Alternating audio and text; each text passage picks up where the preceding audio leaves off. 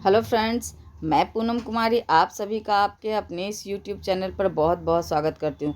दोस्तों, हम लोग पॉलिटी की सीरीज़ में अभी राष्ट्रपति के बारे में पढ़ रहे हैं और राष्ट्रपति से संबंधित जो है इसका यानी 25 प्रश्नों का सेट जो है अपलोड किया जा चुका है, यानी इसका पार्ट 1 अपलोड किया जा चुका है। तो जिन दोस्तों ने इसका पार्ट 1 नहीं देखा है तो राष्ट्रपति को बेहतर तरीके से समझने के लिए मैं रिक्वेस्ट करूँगी कि आप लोग प्लेलिस्ट विजिट कीजिए और इसका पार्ट 1 देखिए। तो आइए हम लोग आज के इस वीडियो जो कि पार्ट 2 है और 25 प्रश्न इसमें भी लिए गए हैं, तो उसके पहले प्रश्न की ओर हम लोग बढ़ते हैं। तो दोस्तों, पहला प्रश्न है इस वीडियो का कि किस अनुच्छेद के तहत राष्ट्रपति अपने पद ग्रहण करने की तिथि से 5 वर्ष की अवधि तक अपने पद पर बना रहता है।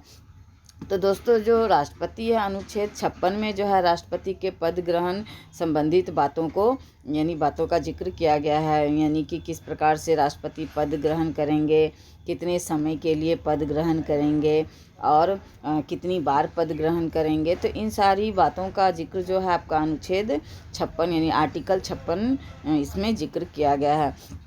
दोस्तों, राष्ट्रपति जो है हमारे भारत के प्रथम यानी क्या कहेंगे उनको, राष्ट्रपति को यानी भारत का प्रथम नागरिक माना जाता है। भारत का प्रथम नागरिक होने के साथ साथ ही वह कार्यपालिका के हेड भी हुए। वो जल सेना, थल सेना, वायु सेना यानी हमारे तीनों सेनाओं के हेड कौन हुए? तो राष्ट्रपति हुए। तो राष्ट्रपति महामहिम के जो है पद ग्रहण संबंधित बातों का जिक्र कहाँ किया गया है दोस्तों? तो आर्टिकल 56 यानी कि ऑप्शन नंबर बी आपका इसका सही जवाब हो जाएगा। अगला प्रश्न है हमारा कि राष्ट्रपति के चुनाव के लिए निर्वाचक मंडल में होते हैं। तो राष्ट्रपति के चुनाव के लिए निर्वाचक मंडल में दोस्तों संसद के दोनों सदनों तथा विधानसभाओं के निर्वाचित सदस्य होते हैं। जो संसद के दोनों सदनों का अर्थ है दोस्तों लोकसभा और राज्यसभा। तो लोकसभा और राज्यसभा के सदस्य होते हैं और राज्य विधानसभाओं के सदस्य होते हैं। याद रखिए दोस्तों, विधान परिषद के सदस्य नहीं होते हैं, यानी राज्य विधान परिषद के सदस्यों को शामिल नहीं किया गया है और राज्य विधानसभाओं के सदस्यों को यानी निर्वाचित सदस्यों को शामिल किया गया है। दोस्तों, ये जो विधान परिषद है इसके सदस्यों को शामिल इसलिए भी नहीं किया गया है क्योंकि प्रत्येक राज्य में हम लोग जानते हैं कि विधान परिषद नहीं है। तो अगर चूँकि प्रत्येक राज्य में विधान परिषद नहीं है तो अगर इसके सदस्यों को शामिल किया जाता राष्ट्रपति के चुनाव में तो कहीं ना कहीं जो असमानता देखने को मिलती, क्योंकि प्रत्येक राज्य में एक समान ये है नहीं। तो इस वजह से राज्य विधान परिषद के सदस्यों को नहीं यानी इसमें भाग लेने का मौका दिया गया है, बल्कि सिर्फ राज्य विधानसभाओं के सदस्यों को इसमें भाग लेने का जो है मौका दिया गया और संसद के दोनों सदन यानी लोकसभा और राज्यसभा के सदस्यों को भाग दिया गया है, यानी निर्वाचन में भाग ले सकते हैं। अगला प्रश्न है हमारा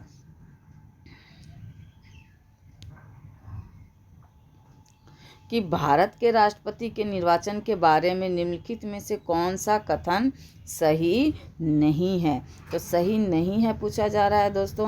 तो आपका ऑप्शंस हम लोग देखते हैं। तो पहला है कि सभी राज्य विधानसभाओं के सदस्य निर्वाचक मंडल के सदस्य होते हैं, इसलिए उस समय राष्ट्रपति का निर्वाचन नहीं हो सकता जब एक या दो विधानसभाएं भंग हो। बिल्कुल सही है दोस्तों। ये अभी हमने पढ़ा लास्ट क्वेश्चन में कि राज्य विधानसभाओं के निर्वाचित सदस्य इसमें भाग ले सकते हैं। अगला ऑप्शन हम लोग देखते हैं कि संसद के दोनों सदनों के सदस्यों का मत मूल्य सभी राज्य विधानसभाओं के संयुक्त मत मूल्य से कहीं भी अधिक होता है। तो ये भी सही है दोस्तों आपका।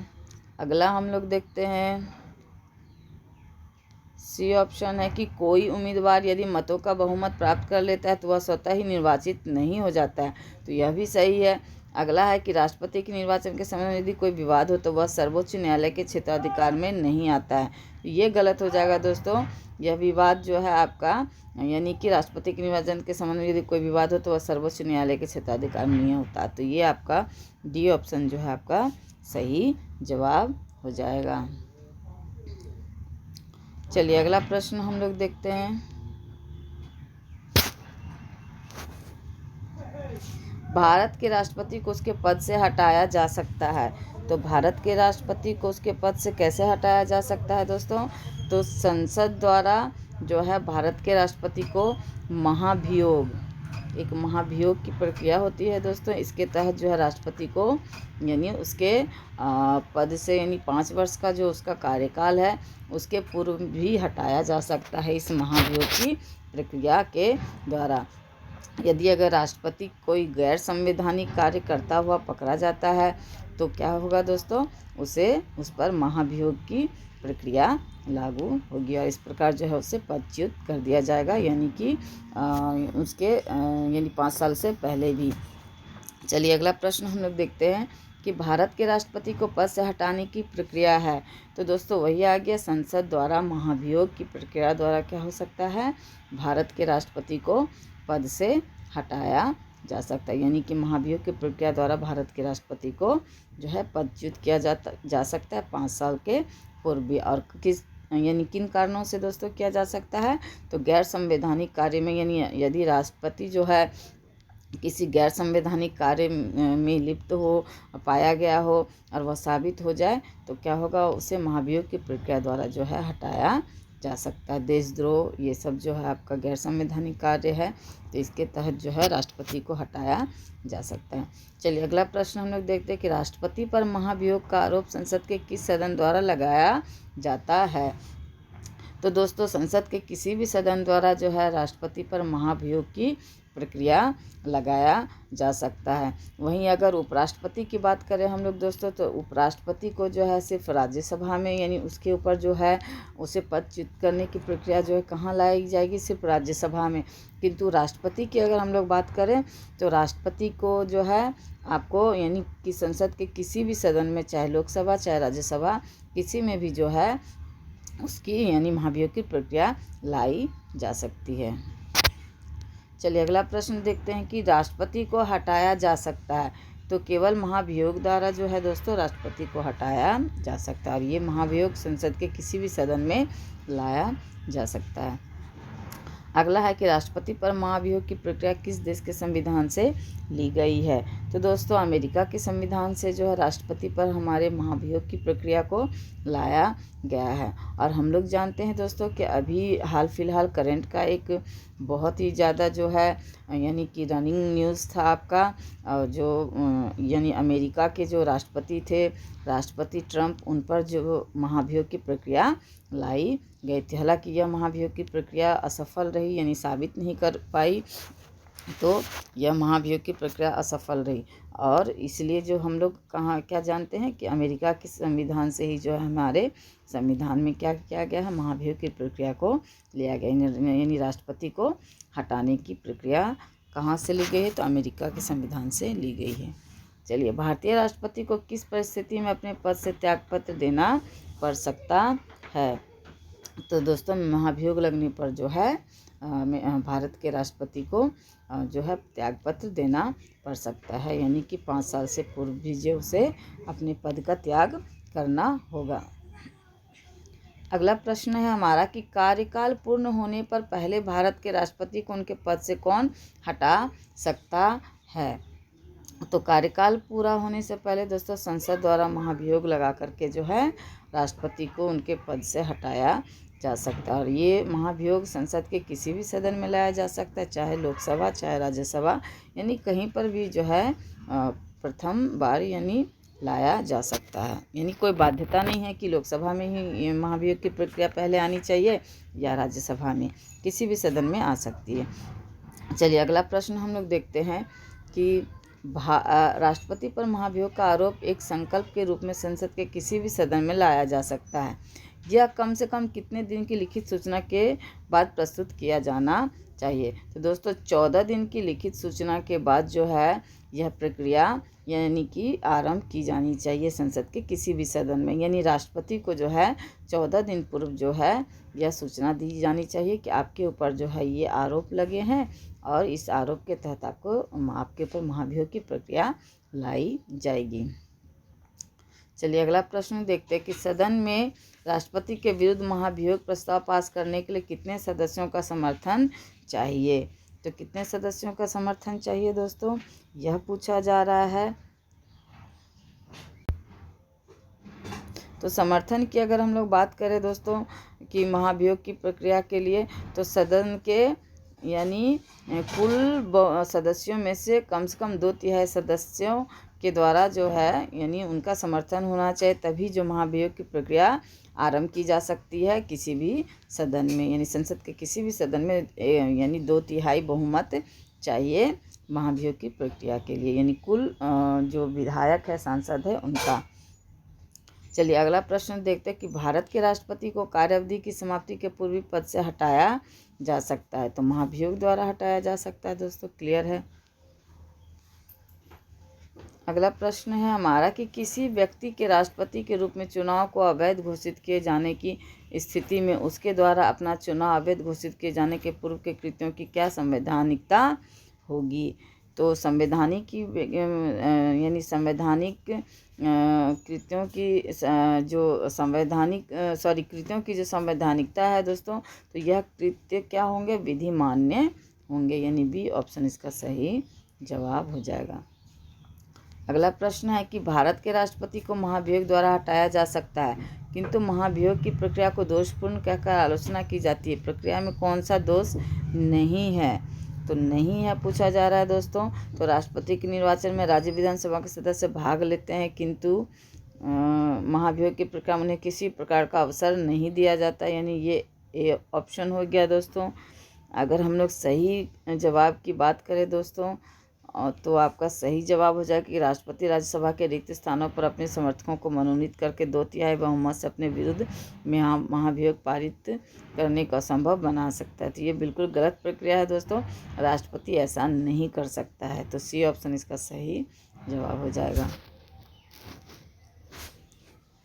अगला प्रश्न है कि राष्ट्रपति को निम्नलिखित में से कौन पद और गोपनीयता की शपथ दिलाता है। तो दोस्तों भारत का मुख्य न्यायाधीश, जिसे हम लोग CJI के नाम से जानते हैं, यानी जो मुख्य न्यायाधीश होते हैं सुप्रीम कोर्ट के, वो जो है भारत के राष्ट्रपति को पद और गोपनीयता की शपथ दिलवाते हैं। राष्ट्रपति संविधान के किस अनुच्छेद के तहत भारत के मुख्य न्यायाधीश के समक्ष शपथ ग्रहण करता है। तो शपथ ग्रहण से संबंधित अनुच्छेद आपका 60 है, यानी शपथ ग्रहण से संबंधित अनुच्छेद आपका 60 में इसका जिक्र किया गया है।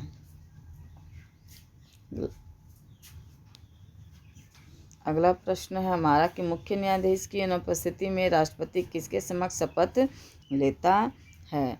तो मुख्य न्यायाधीश के अनुपस्थिति में जो है दोस्तों आपका राष्ट्रपति सर्वोच्च न्यायालय के वरिष्ठ न्यायाधीश जो होंगे, यानी सीनियर जो जज होंगे, उनके द्वारा शपथ ग्रहण करते हैं। अगला प्रश्न है कि यदि राष्ट्रपति और उपराष्ट्रपति दोनों देश से बाहर, तो उस स्थिति में उनके कार्यभार को कौन ग्रहण करेगा। तो राष्ट्रपति और उपराष्ट्रपति अगर दोनों बाहर हो दोस्तों, तो सर्वोच्च न्यायालय के मुख्य न्यायाधीश जो है उस स्थिति में कार्यभार को संभालेंगे, यानी ग्रहण करेंगे।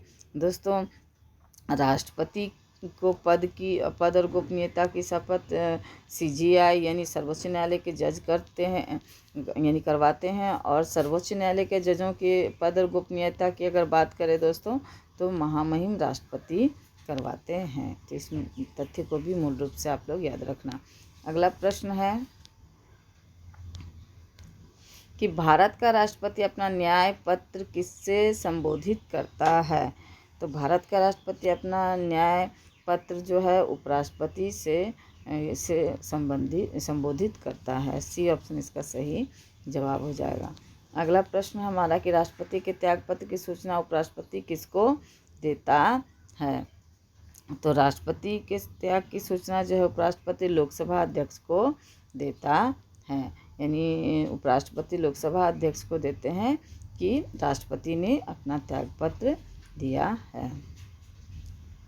एक ही समय में यदि राष्ट्रपति और उपराष्ट्रपति दोनों का पद रिक्त हो जाए, तो राष्ट्रपति के कृत्यों का निर्वहन कौन करेगा। तो राष्ट्रपति के कृत्यों का निर्वहन कौन करेगा दोस्तों। अगर उपराष्ट्रपति और राष्ट्रपति दोनों का पद रिक्त हो, तो भारत का जो मुख्य न्यायाधीश होगा वो है जो इस कार्य को, यानी उनकी जिम्मेदारियों का निर्वहन करेंगे। अगला प्रश्न है कि यदि मृत्यु, त्यागपत्र अथवा हटाए जाने की स्थिति में भारत के राष्ट्रपति का पद रिक्त हो जाए, तो उस पद का कार्यभार कौन संभालेगा। तो वही प्रश्न हो गया दोस्तों, आपका उपराष्ट्रपति जो है संभालेंगे।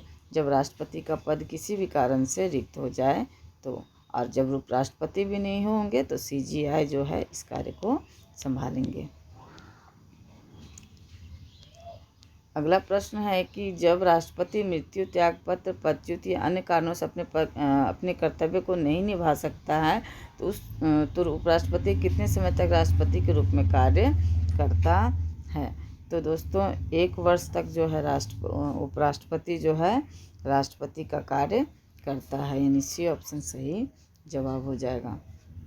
अगला और अंतिम प्रश्न है दोस्तों कि निम्नलिखित में से कौन से राष्ट्रपति पूर्व में केंद्रीय गृह मंत्री थे। तो दोस्तों R.K. वेंकट रमन जो है आपका पूर्व में जो है केंद्रीय गृह मंत्री थे, तो D ऑप्शन इसका सही जवाब हो जाएगा। तो दोस्तों कैसे लगे प्रश्न, अगर अच्छे लगे तो अपने दोस्तों को शेयर कीजिए, वीडियो को लाइक भी कीजिए और चैनल को अगर सब्सक्राइब नहीं किए तो चैनल को सब्सक्राइब भी जरूर कीजिए। धन्यवाद दोस्तों।